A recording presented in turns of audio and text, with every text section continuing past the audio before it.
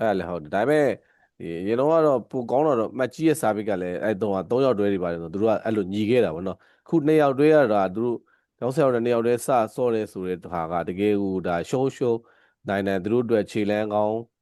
ပြောရမယ်ဆိုရင်ဟိုပေါ့ကောင်းတဲ့ဘက်ကိုလည်းဥဆောင်နိုင်တယ်ပေါ့ဘာလို့ဆိုတော့နောက်ထပ်တေပွဲတွေကြရင်လည်းဒါပို့ပြီးတော့သူတို့အနေနဲ့ဘယ်လိုတွေပြင်ဆင်လာရမလဲဆိုတာတွေလည်းပို့ပြီးတော့ရသွားတယ်ဒီပွဲမှာနိုင်သည်ဖြစ်စေရှုံးသည်ဖြစ်စေပေါ့နော်ဒါသူတို့အတွက်ဒါနိုင်သွားရင်လည်းဟုတ်တစ်မျိုးကောင်းတယ်လို့ရှုံးသွားရင်လည်းတစ်မျိုးကောင်းကြတယ်နှစ်ဖက်စလုံးကဒါနော်ပြီးတော့နောက်တစ်ချက်ကနှစ်ပွဲတေတာဖြစ်တဲ့အတွက်ကြောင့်မလို့ပထမပွဲရဲ့နိုင်သွားတဲ့တင်းကလည်းထားပါရှုံးသွားတဲ့တင်းကလည်းအမားတွေကိုပြန်ပြင်ဆင်ပြီးတော့ဒုတိယပွဲမှာပြန်လဲဆော့ကစားနိုင်တယ်လို့နိုင်သွားတဲ့တင်းကလည်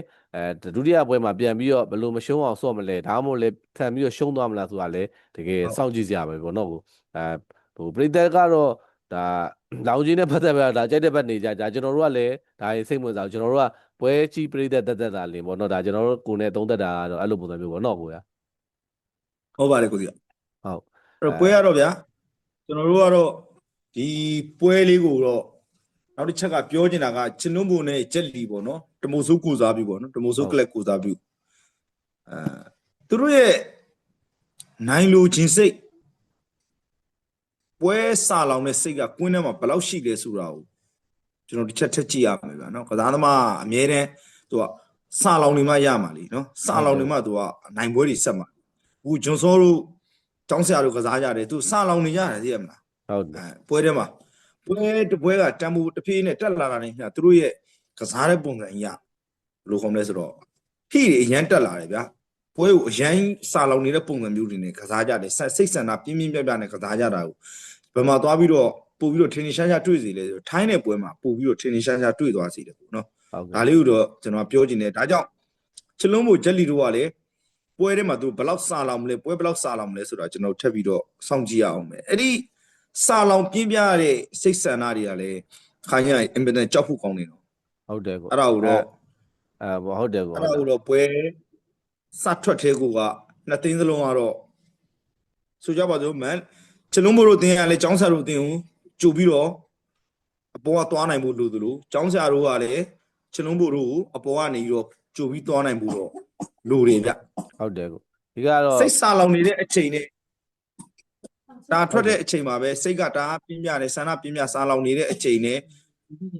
အမှတ်ကဒလဇက်3 4 5မှတ်တွေအဲ့လို3မှတ်4မှတ်တွေအဲ့လိုမျိုးရသွားခဲ့မယ်ဆိုလို့ရှိရင်ကျင်းနေတဲ့ကိုကြီးကထိမရတော့ဘူးအဲ့ဟုတ်ကဲ့ကိုအဲ့ဒါလေးတော့ကြည့်ဆိုင်ရမှာပေါ့နော်ကျောင်းဆရာတို့ကလည်းဒါပြောရမယ်ဆိုလုံးဝဒီပေါ့ဒါပြေးနေတဲ့အချိန်နဲ့ပြေးနေတဲ့ဒါအဖွဲ့ဟိုအတွဲပေါ့နော်ဘာလို့ဆိုတော့သူတို့ဟုတ်ပါတယ်ကိုသူတို့ကအချိန်နဲ့ပြေးနေတယ်တောက်လျှောက်နိုင်ပွဲတွေနဲ့ထားပါတော့တကယ်တေပွဲကြီးဆော့ခဲ့ပြီးတော့နိုင်ပွဲတွေနဲ့ဒါပြေးနေတယ်ပေါ့အဲ့ပြေးနေတဲ့ဟာကိုကျွန်တော်တို့တမုံစုကလည်းရက်တန့်ပေးသွားနိုင်မလားဒါမှမဟုတ်လေအဲ့ပြေးတဲ့ဟာကိုဘလို့မှရက်တန့်မရမယ်ထပ်ပြီးပြေးနိုင်မလားဆိုတာဆက်လက်စောင့်ကြည့်ရမှာပဲမနေ့ပြန်ရတော့နော်ဒါကျွန်တော်တို့ဒါဟုတ်ပါတယ်ဒီအားလုံးဒါကျွန်တော်အဲ့ဆိုကိုဒီကုန်းချိုးလိုက်တော့မလေးကိုကျွန်တော်တို့ဒီပွဲလေးသုံးသက်တာနောက်ရကြရင်ထပ်ပြီးတော့ကြာကိုနဲ့ကျွန်တော်နဲ့ထပ်ပြောကြတာဗောနော်ဟိုပါဗောဒီ manual လိုက်ပွဲတွေပါအကြောင်းတွေဗောနော်နှစ်လပိုင်းမှာရှိရဲ့ manual လိုက်ပွဲအကြောင်းလေးတွေပွဲစီစဉ်မှုအကူရဲ့ဒါရန်ကုန်မှာပွဲစီစဉ်ခဲ့တဲ့တွေ့ကြုံလေးတွေကျွန်တော်ပြောပြပေးအောင်ဒါအဲ့ကြအဲ့အလေးတွေကိုကျွန်တော်ဒီမှာ live ပြန်ပြီးတော့ကျွန်တော်ဗီဒီယိုလေးပြန်တင်အောင်ပဲနော်ဟုတ်အားလုံးပဲညီကိုတွေအားလုံးပဲဒါကျွန်တော်တို့နှစ်ယောက်ညီကိုနှစ်ယောက်သုံးသက်ခဲ့သလိုကိုရဲကလည်းဒီကိုရဲသုံးသက်ပြီးခဲ့တဲ့ဟာလည်းတကယ်ကိုကောင်းနေပေါ့နော်ဒါနဲ့ကိုရဲဒီနှစ်သေးကိုရဲအနေနဲ့နေရမယ်ဆိုရင်ဘယ်ဘက်မှနေမလဲဒီနေ့တင်ကိုနေရမှာဆိုတော့ဘယ်ဘနေမလဲဆိုတော့အဲ့တော့ဟိုအမနာနဲ့ပြောရမယ်ဆိုရင်တော့ဒါလောင်းကြီးတယောက်အနေနဲ့ဘေးကလောင်းတဲ့လူအနေနဲ့မြင်မှာနေတာပေါ့နော်ဟုတ်ကဲ့ကိုကျွန်တော်ចောင်းဆရာတို့ဘက်ပဲနေဖြစ်မှာဗျဟုတ်ကဲ့ပါဘာကြောင့်လဲဆိုလို့ရှိရင်ပိုက်က9ပင်နှစ်ကွင်းက national international ကွင်းမဟုတ်ဘူးစီးပွားရေးကွင်းဖြစ်တဲ့အတွက်ចောင်းဆရာတို့ဘက်ကနေမှာဆိုတော့ကျွန်တော်အစပြောသလိုမျိုးပဲ9ပင်နှစ် international site အပြည့်ကွင်းဆိုရင်တော့ကျွန်တော်တမျိုးပြန်ပြီးတော့သုံးသပ်ရလိမ့်မယ်ပြန်စဉ်းစားရလိမ့်တိတ်အလုံးမရှုပ်တော့ဘူးလीနော်ဟုတ်ကဲ့ကွင်းကနည်းနည်းကျင်းသွားတာဖြစ်တဲ့အတွက်ဂျွန်စောရဲ့စာပြကအလုံးရှုပ်ချင်မှရှုပ်တော့မှာအများကြီးဘာလို့အရှိကိုထိုးတာတော့မှဗျာအများကြီးမရှုရတော့ဘူးကိုကောင်ကကွင်းကြေက23 24လောက်လို့ရှိပါပဲ3မေစီးဆိုပေမဲ့3မေစီးထိတ်ကလာဟိုမှာဗျာ23ခွဲဗျာ3မေစီးထိတ်ကလာထိုးမယ်ဆိုလို့ရှိရင်ဒါပေ20ကျော်လောက်ကထိုးတဲ့စာပြဖြစ်သွားပြီတစ်ဖက်ကလည်း ဖမ်းရတဲ့ queen side ကကြတော့23ခွဲကိုအပြည့်ကြီးဖမ်းရမှာအဲ့တော့စီးချုပ်ထားပြီမဲ့လေစားပစ်ထိုးရတာတော့ဘာမှတော့သိမကွာပါဘူးအဲ့တော့စီမွာရေးကျေးဇာကွင်းဖြစ်တဲ့အတွက်အလုပ်ပိုရှုပ်စီမှာဖြစ်တဲ့အတွက်နေမယ်ဆိုရင်တော့ကျောင်းဆရာတို့ဘက်ကပဲကျွန်တော်နေမှာပါနှစ်ပွဲစလုံးကိုရဲကျောင်းဆရာတို့ပဲဆိုကျွန်တော်ကတော့ဒါတစ်ဖက်ပြောင်းပြန်ဒါကျွန်တော်တို့ဒီတမုတ်ဆိုးဘက်ကနေနေပေးမယ်ပေါ့နော်ဘာလို့ဆိုတော့ကျွန်တော်ကဒီထားပါတော့ကျောင်းဆရာတို့ကိုကြိုက်တယ်ကျောင်းဆရာတို့ကလည်းအချိန်နဲ့နိုင်ဟိုထားပါတော့အချိန်နဲ့ပြေးနေတဲ့ဒါလုံးဝနိုင်ပွဲဆက်နေတဲ့အသင်းပေါ့နော်လုံးဝတပါလည်းရှိတယ်ဒါပေမဲ့ကျွန်တော်ကဘယ်လိုတို့တမုတ်ဆိုးဟိုဘယ်လိုချီးကျူးနေတာဆိုခုနပြောခဲ့သလိုပဲဒီနှစ်ယောက်ကြီးကိုတဲလာပြီးတော့ဒီလောကတွေကိုခြေဝင်ပို့ပြီးတော့ဆက်လာတဲ့အရာကိုတော့ချီးကျူးတဲ့အနေနဲ့ဒါတမုတ်ဆိုးဘက်ကနေတော့ကျွန်တော်နေပေးလိုက်မယ်ပေါ့ဒါဒီကိုနေ့ကဒါလောင်းကြတာကိုတင်းနဲ့ကျွန်တော်နဲ့ဟိုပါပေါ့နဖူးတောက်ကြီးပေါ့ကြီးကျွန်တော်မြင်တာကဒီကနဖူးတောက်ကြီးပေါ့ဘေးကဘေးကြီးလောင်းတဲ့ယူအနေနဲ့ကျွန်တော်ကမြင်တာဟုတ်ကဲ့ကိုပထမတစ်ချက်ကဟုတ်ဒုတိယချက်ကကျွန်တော်တို့ကအားကစား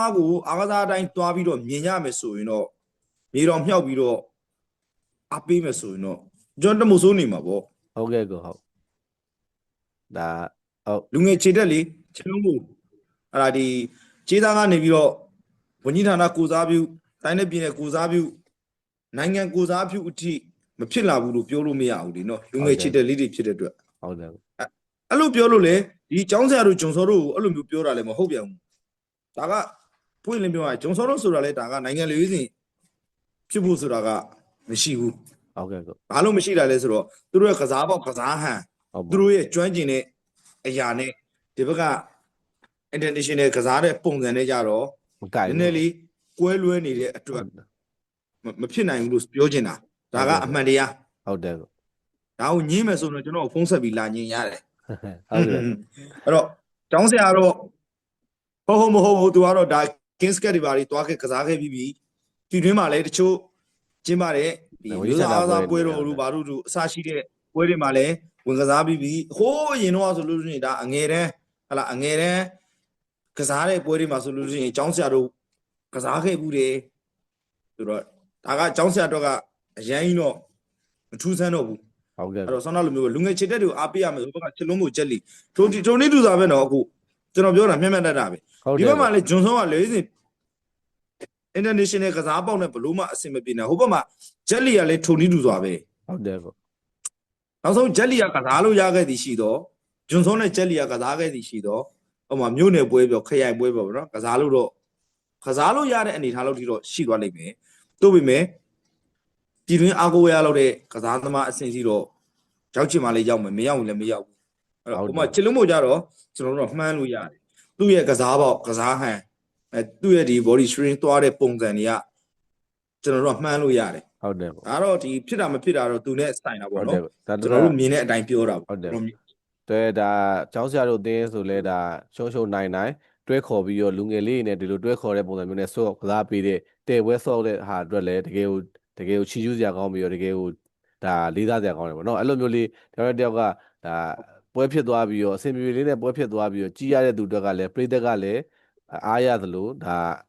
ါကျွန်တော်တို့ထားပါတော့လိုက်သမားတွေအတွက်ကလည်းဒီလိုပွဲကြီးတွေကိုလိုက်လွှင့်ရတဲ့အတွက်ကလည်းတကယ်ကိုမိုက်တယ်ပေါ့နော်ပြောရမယ်ဆိုကျွန်တော်ကတော့အားကစားလိုပဲမြင်တဲ့အတွက်လက်ခုပ်ဒီအားပေးပါမယ်ကြိုက်တဲ့ဘက်ကနိုင်ပါဟုတ်တယ်ကိုကြိုက်တဲ့ဘက်ကရှုံးပါဟုတ်တယ်ကိုကျွန်တော်လည်းထိုနည်းတူသားပါပဲကျွန်တော်တို့ကတော့ဒါပွဲလေးဖြစ်ပြီဆိုရင်ပြောပါတယ်ကိုဟုတ်တယ်မလားဒီကကျွန်တော်ကပွဲဖြစ်ပြီဆိုရင်ကိုပြောတယ်ဟုတ်ပါတယ်အဲ့လိုမျိုးပဲပြိုင်ပွဲဖြစ်ပြီဆိုရင်လည်းပြောတယ်ဘယ်သူစူးရကျေးဇူးလည်းတင်ပါတယ်နော်ကျွန်တော်တို့ဟုတ်တယ်ကိုဘယ်သူစူးရတာမစူးရတာနောက်ထားကျွန်တော်ကကျောင်းဆရာတို့လေဟုတ်တယ်ကိုကျောင်းဆရာတို့လည်းကျေးဇူးတင်တယ်ဟုတ်ကဲ့ကိုတမို့ဆိုးကိုလည်းကျေးဇူးတင်တယ်ဟုတ်ကဲ့ကိုဘာဖြစ်လို့ဒီလိုပွဲကောင်းလေးတစ်ပွဲဖြစ်မြောက်သွားဖို့တော့ကိုဒီတိုင်းပဲကြားထဲကနေပြီးတော့ပွဲကောင်းတစ်ပွဲဖြစ်မြောက်ဖို့တော့ကိုချိတ်ဆက်ပေးကြတဲ့ပုံကိုယ်တွေကိုလည်းကျေးဇူးထူးတင်ပါတယ်ဘာမှတော့မဆိုင်ဘူးတကယ်ကိုကျေးဇူးတင်ပါတယ်